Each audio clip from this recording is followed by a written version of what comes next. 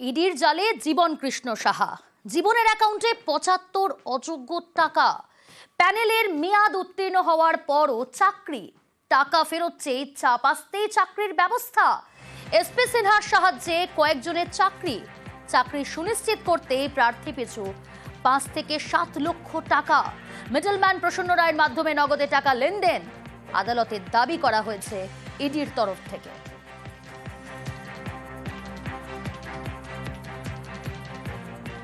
২০১৬ প্যানেলের মেয়াদ শেষ ২০১৮ ডিসেম্বরে। ২০১৯ জানুয়ারি থেকে মে পর্যন্ত নিয়োগ, টাকার বিনিময়ে একাধিক নিয়োগ। গ্রুপ সির প্যানেল উত্তীর্ণ হওয়ার পরও নিয়োগ, ৩১১ জনের নিয়োগ হয় আদালতে দাবি করেছে ইডি।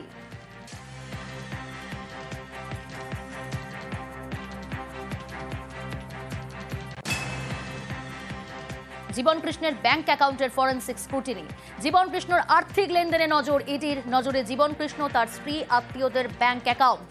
ফরেনসিক স্ক্রুটিনিতে মিলবে বৈধ অবৈধ লেনদেনের তথ্য। একাধিক গ্রামীণ ব্যাংকেও অ্যাকাউন্ট জীবন কৃষ্ণ সাহার। গ্রামীণ অ্যাকাউন্টগুলিতে কোটি টাকা জমা।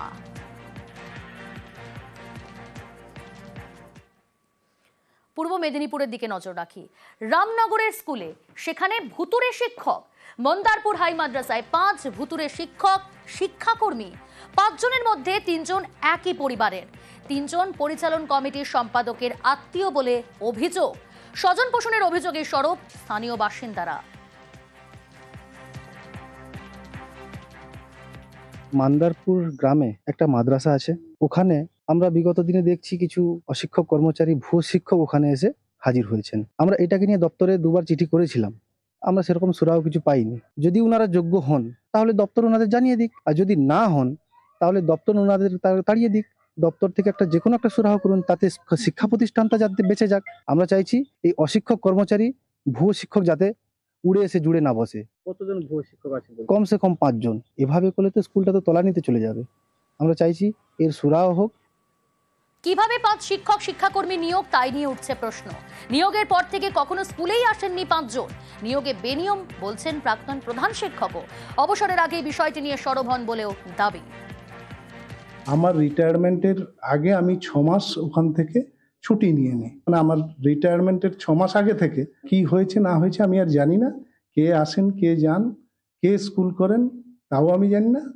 আর আমি যখন বেরিয়ে আসি, যখন আমার ইয়েটা হয়, চার্জ হ্যান্ড ওভার সিট, তাতে আমার সমূহ বর্ণনা আছে যে এখানে কোনো সরকার অনুমোদিত শিক্ষক শিক্ষাকর্মী ছাড়া অন্য কাউকে আমি কোনো কাজ কোনোদিন যেমন দিইনি, আর কেউ কখনো আসেওনি। যেগুলো এখন জয়েন আছে তাহলে সরকার সেগুলো আমি সম্পর্কে আমি ডিটেলস জানি না, কারণ আমি রিটায়ার করেছি, সুতরাং আমি বলতে পারবো না।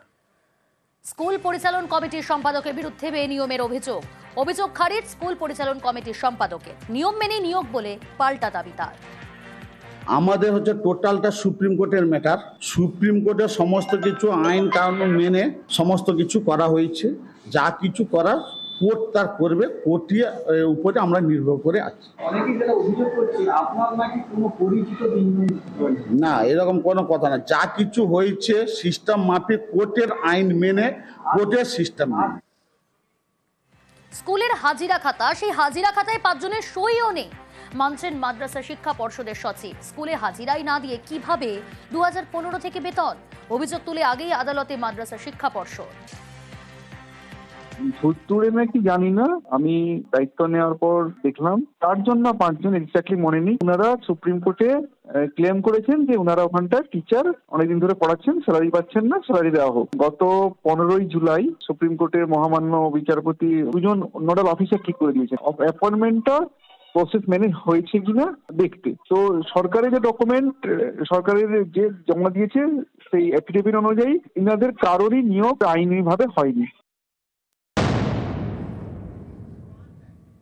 কৃষ্ণনগরে খুনে এখনো অধরা অভিযুক্ত। খুনের ৫ দিন পরেও অধরা দেশরাজ। প্রশ্নে পুলিশ। গুজরাটের জামনগরে ধৃত দেশরাজের মামা। ভুয়ো নথি তৈরি করে দেশরাজকে পালাতে সাহায্য। দেশরাজকে আশ্রয় ও সাহায্যের অভিযোগেই গ্রেফতার মামা।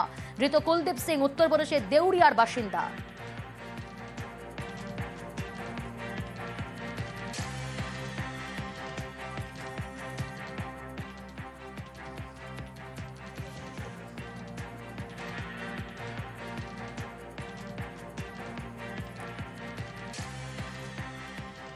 মামাকে ধরা গেছে।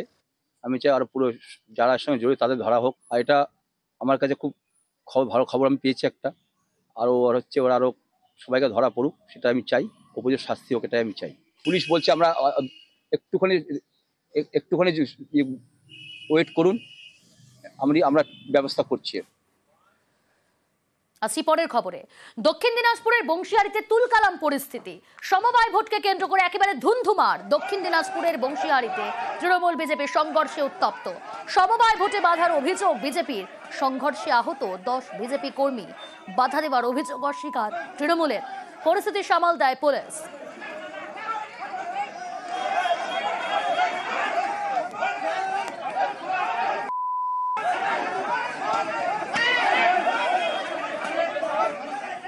ভোট দিতে হবে না, তুমি ঘুরে চলে যাও। আমি ঘুরে চলে আসলাম, ঘুরে এসে এখানে আসলাম, যখন বলছে কি না করলো তুমি ঘুরে আসলা, তখন করছি যে ওখানে না করলো, চলো তো আমি তোমাকে ঠিক আছি। এই 4-5 জন এই জায়গার লোক গেল, যাইয়া আবার তখন আমাকে ধেয়ে নিয়েছে। আর এই ছেলেটাকে খারাপ 3-4 থাপ্পড় মেরেছিল। আমি যাচ্ছিলাম, আমাকে টিএমসি 2টা ছেলে ফাটাফাট কিন্তু আমাকে থাপ্পড় মার দেয়। মারে দেওয়ার পর বলছি তুমি কোথায় যাচ্ছ? আমি বলছি আমাকে ওখানে ডাকলো, আমাকে ওর সাথে দেখা করতে হবে। তারপর কিছু আমাকে তোমার ওখানে যাওয়া যাবে না, কথা বলার সাথে সাথে তো থাপ্পড় মারতে আমার ভোটটাও আমাকে দিতে দিই। ফের মামলা জটে এসএসসির পরীক্ষা। এসএসসি তালিকায় অযোগ্য 1806 জন। সোমবার হাইকোর্টে তালিকার অযোগ্যরা। তবে অযোগ্যদের বেশ কিছু যুক্তি, যে এতদিন পরে কিভাবে অযোগ্য তালিকা, কোন যুক্তিতে অযোগ্য তালিকা, অযোগ্য হলে কেন পরীক্ষার জন্য ফর্ম ফিল আপ, নানা যুক্তি কিন্তু তুলছে অযোগ্যরা।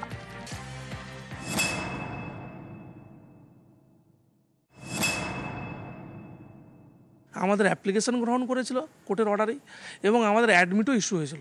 আজকে কোন মন্ত্র বলে বা হঠাৎ আমাদেরকে টেন্টেড করে আমাদের অ্যাডমিটটাকে ক্যান্সেল করালো এবং আজকে আবার তালিকায় উঠালো। আমরা আবার কোর্টের কাছে যাব বা কমিশনের সাথেও সাক্ষাতে কথা বলবো, আমরা কারণ দর্শাবো যে কী কারণে আমাদের তালিকায় নাম আসলো।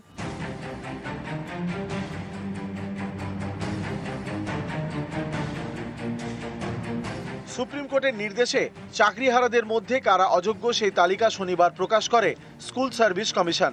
সেই তালিকায় 1806 জনের নাম। এদের অনেকেই নানা প্রশ্ন তুলে মামলা করার হুঁশিয়ারি দিচ্ছেন। তাদের প্রশ্ন, অযোগ্য হলে কেন পরীক্ষায় বসার জন্য ফর্ম ফিল আপ করতে দেওয়া হলো? কেন অ্যাডমিট কার্ড ইস্যু করা হলো? আমাদের অ্যাপ্লিকেশন গ্রহণ করেছিল কোর্টের অর্ডারেই, এবং আমাদের অ্যাডমিটও ইস্যু হয়েছিল।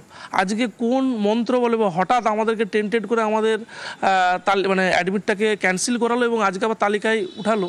আমরা আবার কোর্টের কাছে যাব বা কমিশনের সাথেও সাক্ষাতে কথা বলবো, আমরা কারণ দর্শাবো যে কী কারণে আমাদের তালিকায় নাম আসলো। যদি টেন্টেটিভ হই তাহলে আমাকে কেন ফর্ম ফিল আপ করার সুযোগ দেওয়া হলো? আমার অ্যাডমিট কার্ড কেন এলো? আমি হাইকোর্টে আবার নতুনভাবে কেস ফাইল করছি। দেখা যাক, বিচারে আশা করি সঠিক তথ্যটাই উঠে আসবে।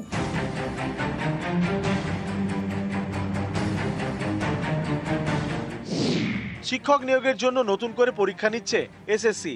দুদিন পরীক্ষা হবে, 7 এবং 14 সেপ্টেম্বর। এসএসসির দেওয়া তথ্য অনুযায়ী অযোগ্যদের অনেকেই এই পরীক্ষার জন্য আবেদন করেছেন। একই সঙ্গে নবম, দশম এবং একাদশ, দ্বাদশ শ্রেণীর শিক্ষক পদের জন্যও আবেদন করা হয়েছে। নবম, দশমের ক্ষেত্রে এমন আবেদনের সংখ্যা 1140, একাদশ, দ্বাদশের ক্ষেত্রে 1020। এসএসসির দাবি, এইসব আবেদন বাতিল করা হয়েছে, অর্থাৎ অযোগ্যদের তালিকায় নাম থাকা কেউই পরীক্ষায় বসতে পারবে না। এর বিরোধিতাতেও সরব অযোগ্যরা। এসএসসি এটা কি করে নামটা আমাদের ওইমান ইস্যুর নামটা ওখানে ঢোকালো? প্রশ্নচিহ্ন আমার এখানেই। তার কারণ হচ্ছে আমাদের নামটা ওখানে থাকারই কথা নয়, কারণ কোর্ট আমাদেরকে চিহ্নিতকরণ করেনি টেন্টেড হিসাবে, তাহলে আমাদেরকে ঢুকিয়ে দিল কেন? নিউজ 18 বাংলা।